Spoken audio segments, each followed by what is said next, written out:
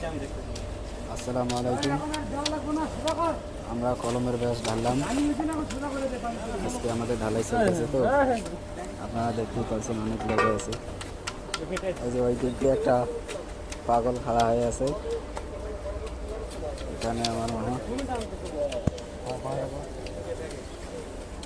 Contractor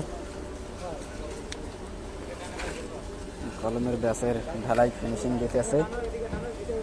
আপনারা দেখুন সবাই।